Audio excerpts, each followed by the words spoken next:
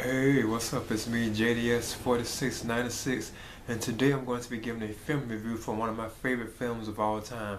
And actually, it's a horror film, and this is actually my number one favorite horror film of all time.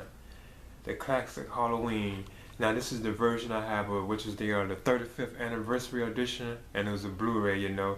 Now, of course, we all know that it was John Carpenter who directed the film, and you have Jamie Lee Curtis, and I think her debut, if I'm not mistaken.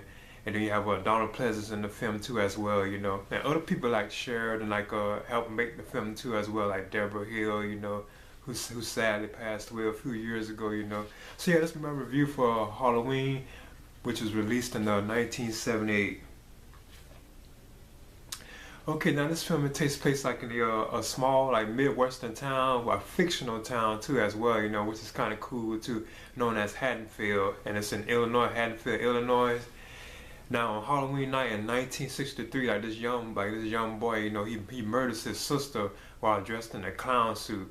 So he was then taken to like a mental institute. But like years later, I think 15 years later, he escapes. You know, at the age of 21, then he returns to his hometown of Haddonfield, Illinois. You know, so once he returns, you know, he begins to stalk like these babysitters. Well, these like these high school students, you know, like these three girls, you know, and they're like babysitters. They're going to be babysitting for the night of Halloween, you know. So throughout the course of the film, he is stalking them and everything. And of course, you know, something's going to happen because he already had committed a murder when he was like a young kid. So obviously, he's probably planning to murder again, you know, at this age, you know, him being an adult now.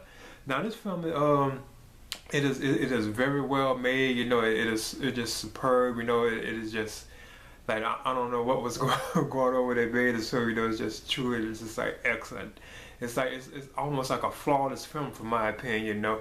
And as far as horror films go, it's not really like as gruesome as you would think or like as gory as you think it would be, you know. As far as like horror films go, you know.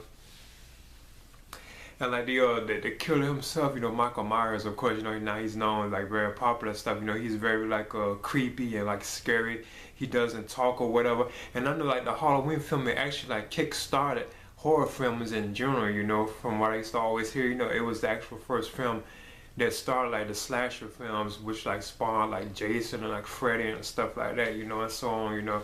And you could tell that like, the inspirations in the film kind of were borrowed from like Psycho to a certain extent, like the Alfred Hitchcock classic, which John Carpenter I think was supposedly a fan of. And I know he was a fan of Hitchcock like films period in general, you know. But yeah, and like the music, even like the music for the film is like, you know, like creepy. And John Carpenter actually he made the score for the film, which is cool, you know, interesting, you know. Like when it comes on, like the theme, you know, automatically hooks you. Like the main theme of the film is just like, you know, it's just cool and it's like creepy, you know. And plus like some of the other different like themes, like musical themes throughout the film, you know, they kind of hold you, or they even make you jump, you know, like when you know he's about to like kill or like he's like stalking them or something, you know. It kind of like this sound that it makes you know it's kind of creepy, you know. Plus another thing that kind of introduced was like the killer being kind of like supernatural, like they have like strength, you know, like he's like powerful almost, you know, because like one of the victims, not the spoiler, you know, he choked them and stuff, you know, he actually lifted the person up in the air with one hand, you know. So you could tell right there that he kind of, and he's even like busting through doors and stuff with his hands and stuff like that, you know. So you can tell that it's like kind of like a supernatural like element to like the killer himself, you know, Michael Myers, you know, what they was calling him the Shape too as well, you know. But yeah, this was like I'm saying, it's just superb, like the performances, and this was Jamie Lee Curtis like debut film, you know. She plays like Laurie Strode, like mainly like the protagonist of the film, like the heroine of the three babysitters, you know. She's like the main like hero of the film, you know. And this is like her debut, and she did a good job as Laurie Strode, you know. And I thought other ones too as well. Like you have, I think it's P.J. Souls in the role of yeah, Linda. Then you have Nancy Kyes in the role of Annie, you know. And then you have Charles Cypher as the chef Brackett, you know. And then you of course you have Donald Pleasance as Dr. Sam Loomis. You know, with Dr. Loomis, and he was like very like good in his role, you know, because he was like a veteran, and John Carpenter was supposedly like a fan of him anyway. And then you know after Jamie Lee Curtis did this, you know, she went on to star and became like the Scream Queen, you know, I think that's what they called it, you know, when she was doing like all these like horror films and stuff like Prom Night and other films like I think Terror Train or something like The Fog and all them kind of films like that, you know. But yeah, this basically what this film is about. Like a boy who like murders his sister when he was a young kid, and he grows up after being locked in a mental institute, and he manages to escape like years later on Halloween night again, like this time like 15 years later, so he's an adult now, I think 21 if I'm not mistaken, and returns to the same hometown, which is a fictional city, Haddonfield, Haddonfield, Illinois, and he returns to like stalking, he's like stalking like these three girls, babysitter, he even follows one of them to like school at one point, which is like Laura Strode, he's following them and stuff like that.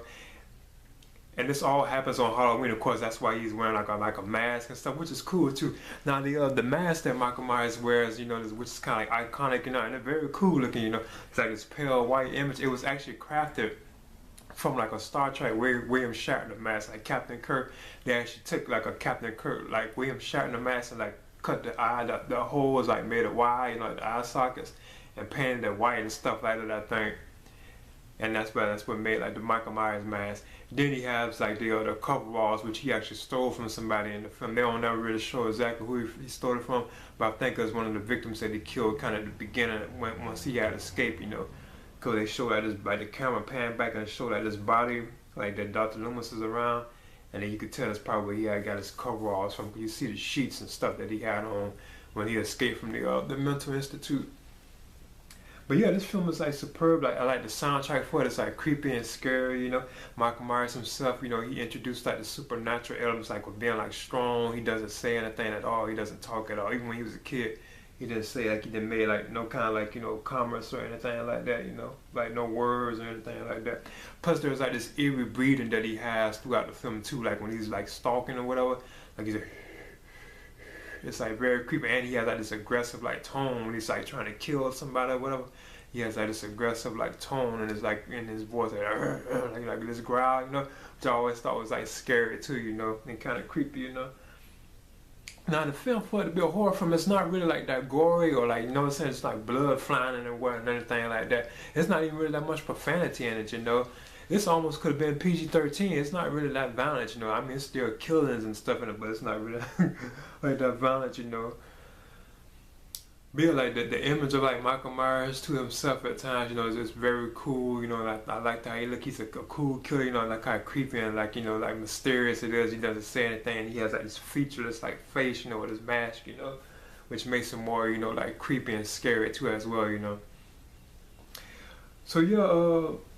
And like I said before, this is easily like my favorite like horror film, like my #1 horror film of all time. Like one of my favorite films, and probably, my #1 favorite film. But I be still having like conflicts with like the Star Wars films, like the Terminator. I still kind of got them battling for like first place. But I kind of really believe though that this probably is like really my favorite like film. Now the other versions I had of this on DVD were like these right here. I remember I had this DVD from back in the late 90s. It had like a holographic cover to it. Plus I had this Blu-ray too as well, So yeah, like in the end, I would be giving a Halloween, I would give this film an A. I thought the direction of it was just superb. By like John Carpenter, it was just beautiful. The way he filmed it. Like the scenes, like the atmosphere of it is like creepy and eerie. You'll think it's like a safe town, but yeah, you got like this killer, like stalking or whatever.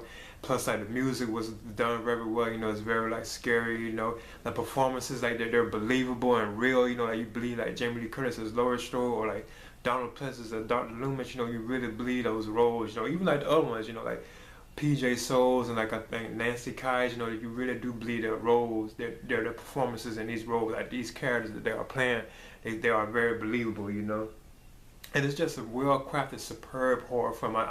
That's why I say to this day, what I'm saying? This is easily like my #1 favorite like horror film, one of the greatest ever, from my opinion, like films period. So yeah, this is my review for Halloween, and this is released in 1978, and it's directed by John Carpenter, and stars Donald Pleasance and Jamie Lee Curtis, So I'm giving this an A, and this is JDS 4696.